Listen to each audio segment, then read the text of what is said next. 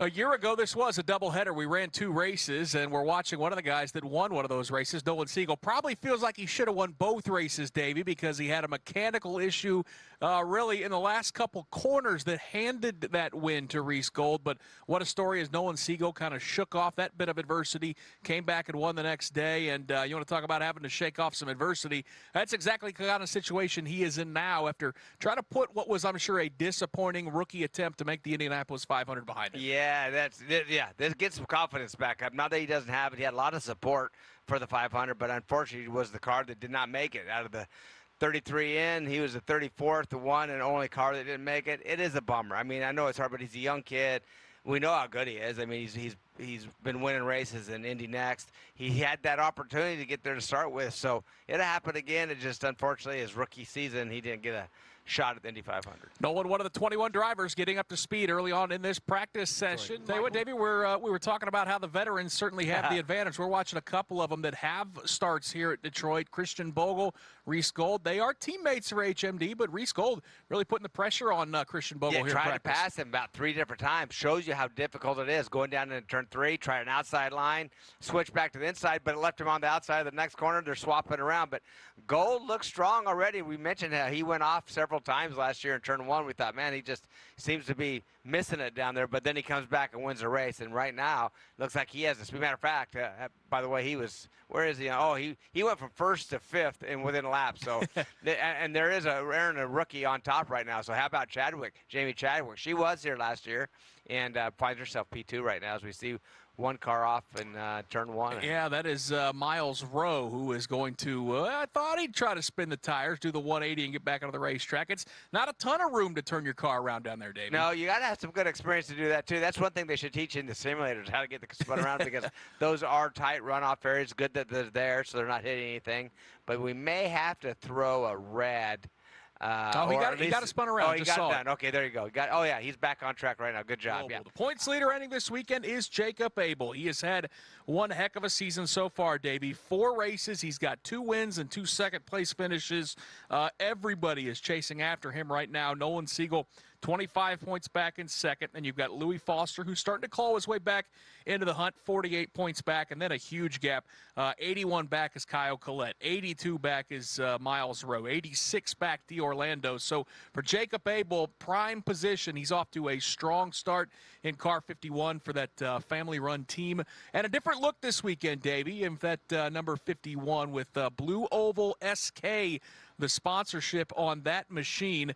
Blue Oval SK is a joint venture between Ford and SK. They produce advanced batteries for future Ford and Lincoln electric vehicles. And I know Abel Construction is involved in the building of the plant down there in Kentucky. So very cool to see that car, kind of Robin Zegg blue and the familiar Abel red on that machine this weekend. Yeah, it is great to see that. And by the way, Jacob, as you said, been here a few years. It was so close to getting the wins. Now it seems like he's really on pace. Early on in this practice session, about 15 minutes in, we're watching the fastest driver navigate the final couple corners in that orange, black, and white car for Andretti Global. That is Louis Foster, who just reset the fastest lap, Davey. He goes to 1:08.663. Jamie Chadwick, his teammate for Andretti Global, she is fast. Just got bumped to 3rd as Jacob Abel turned a quick lap. Here comes Nolan Siegel. He moves up to 2nd.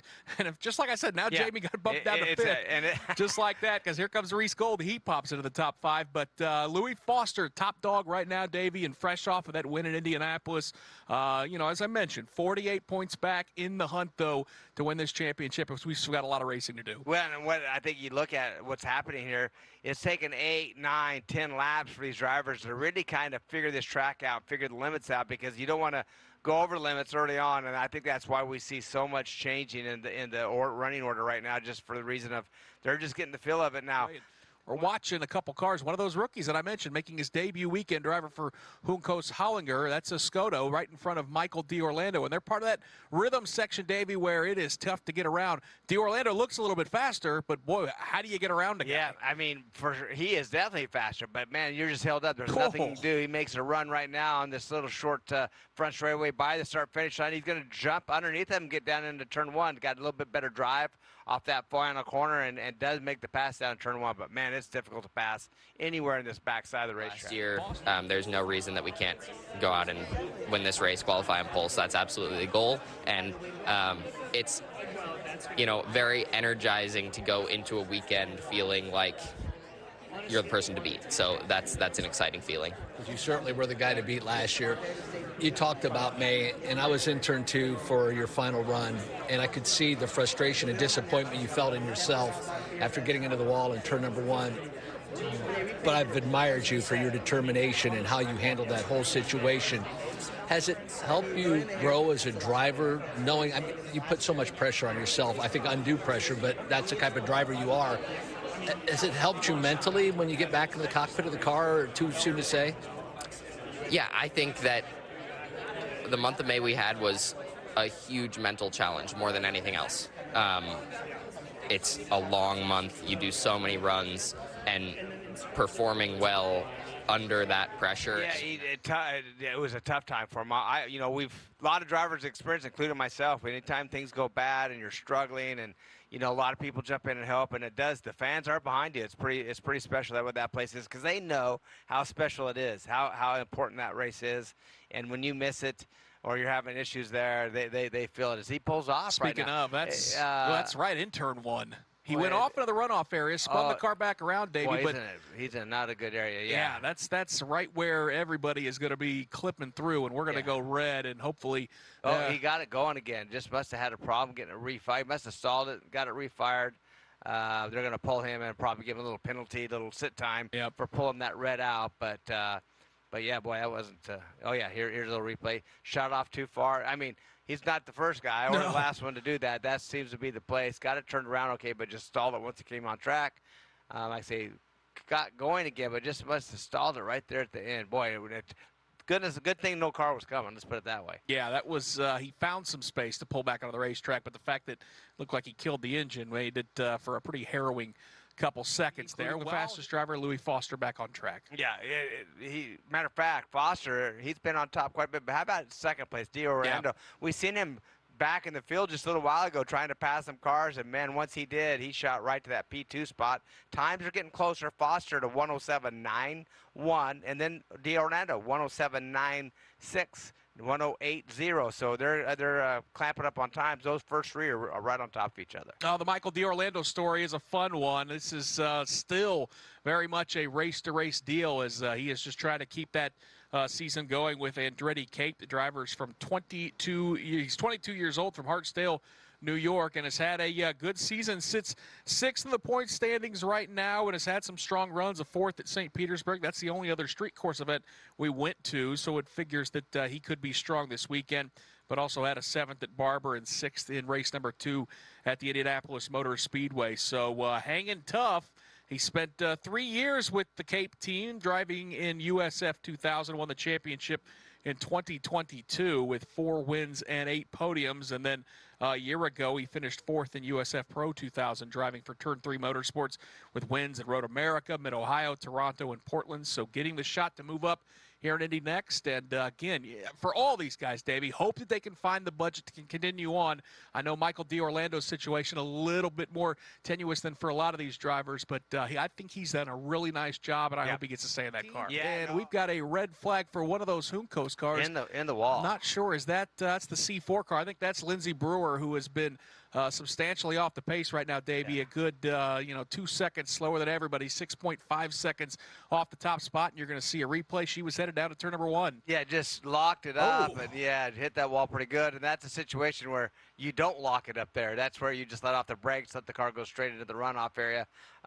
Just a bit, honestly, just lack of experience on that part. But just going straight, you shouldn't hit the wall. Like I say, she turned the tires, locked the brakes up, and just let that thing go. It just wasn't turning. It wouldn't turn. Yeah, just let off the brakes. It's like a jet ski. I don't know if when you drive jet ski, you got to be on the throttle to make it work. Well, in this situation, you got to be off the brakes, let that thing ride, and then she could have turned around in the runoff area. So unfortunately for her, definitely hit that wall pretty good. It's going to have some bent parts and pieces in the right front of that car. Unco's guys, they'll go to work, they'll get it going and get her back out, but she's going to miss the rest of this practice. Yeah, that young lady looks disappointed in herself, arms crossed and shaking her head, and They parked right in front of the AMR safety crew. Of course, they got her out of that car. She is okay in position. I think when we get to the second half of the season, we maybe see some surprises. Well, you remember what happened in this race last year, the doubleheader. The first race was a little bit of a disaster because a lot of early incidents, allowing some drivers that hadn't, and I'm going to pick up Jagger Jones last year. Remember, he had a podium finish here, and some of the drivers that we hadn't normally seen on the podium had some good opportunity here just to stay clean and finish this thing. That's when it was. Then the second race was a little different. You know, they cleaned up their act and things were a little bit different. This time they only have one shot at it, so we'll see what happens here. And speaking of HMD, they've got a car that has gone to the top of the charts in his 21st lap. Nolan Siegel, one of these championship contenders, has gone to P1 at 1:07.280. James Rowe has also found some speed. The Irishman has moved up to second. That has bumped Louis Foster to third. Foster sits on pit lane, and that's where we'll go to check in with Michael Young. Yeah, I'm sure when Davey walked back into that Marsh Super Center, which closed over 5 years ago, a tear came to his eye that his once beloved grocery chain is now a race shop. But all good things must come to an end, and certainly HMD has done a fantastic job with that shop. As Davey had mentioned, for Josh Pearson, boy, the toll of taking that car and touching the front left to it, they finally got him out, but just a handful of minutes remaining. Pretty much a throwaway session for Josh Pearson. Yeah, we're watching him right now back onto the front straightaway in that lime green and white number 14 for HMD Motorsports, and that's tough. I mean, Davey, you only get 2 practice sessions before we go qualifying. Every minute is valuable, and for Josh Pearson, he's going to have to make up for lost time with under 10 minutes to go. Yeah, See Reese Gold down in turn number 1. He's gone to the runoff area, and Yuvan Sundaramurthy has found a runoff area as well. So, again, super easy to do, Davey. That's Gold down in turn 1, and I think Yuvan's lost it down in turn number 6. So both of those drivers going to have to turn those cars around. Reese Gold has got his refired. Yuvan may be stranded there. I'm not seeing turn 8. I'm not seeing that car rocking back and forth. Turn 8, but you're right. Yep. That's right before pit in as well. Not a safe place to be if somebody overshoots that corner. He's right in the middle of the road there, so wouldn't be surprised if a red doesn't follow. Reese Gold, he was able to get his car turned around, wait for a clear track to get going again.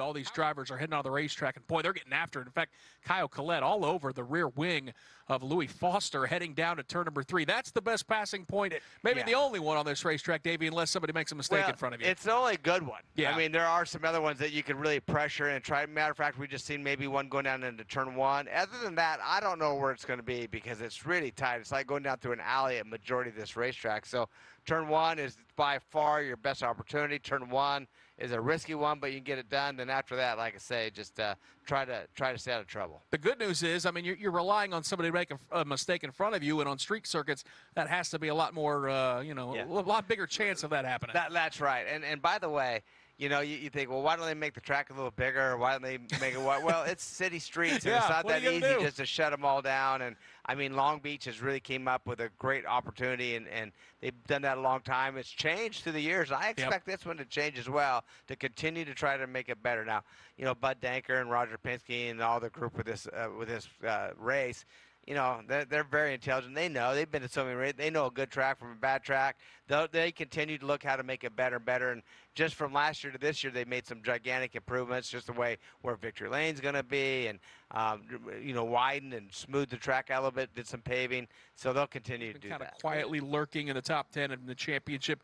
98 points back as we watch, Ricardo Escoto and Christian Bogle, they nearly run into each other down in turn number 2. Vastly different lines, Davey, trying to get through turn 2 so they can carry some speed down this backstretch. You know, that's an interesting corner because you could come off of it in a couple different ways. Do a high entry, late entry, and a late apex, trying to get a run off that corner. But then it's hard to judge where that inside wall is. And there's the other one to just try to hug the bottom where there's a lot of rubber and try to come out. So it's pretty unique because you do want to come off that corner fast because it's such a long straightaway. You know, momentum counts. Do you anticipate that changing throughout the weekend? You mentioned trying to catch some of the rubber as more is laid down throughout the course of the weekend. I would say so. I mean, I think the priority line or the best line by yourself is in that bottom, and I think that's going to be the hot ticket. But if you just try a little bit too hard and don't get it just right, that that's a good place to start that pass going down on turn 3. We're watching. The speeds are coming up, and Davey, look at the top 3. The top 3, the exact 3 that you'd expect. Yeah, it is. But Foster jumping in that 106 range, which pretty shocked, really. Yeah, this early that's a on. big lap. That's a big lap. 106.8. Siegel second, Abel third. How about Abel jumps right up as we talked about? He took off almost a full 9/10 of a second, almost a full second. Finds himself in that third spot, but Collette and Rowe, they're handing him right behind there as well, both in the 107.4 range. And, boy, we saw Jacob Abel turn that fast lap, and now he's stuck in traffic. Oh, and he's right. He's going to have to dodge the 27 car of Bryce Aaron. Had just picked that up. It was Bryce Aaron followed by Jacob Abel. There was another car that was involved in there as well, heading towards what part of the racetrack is that, Davey? I think that's turn number 7.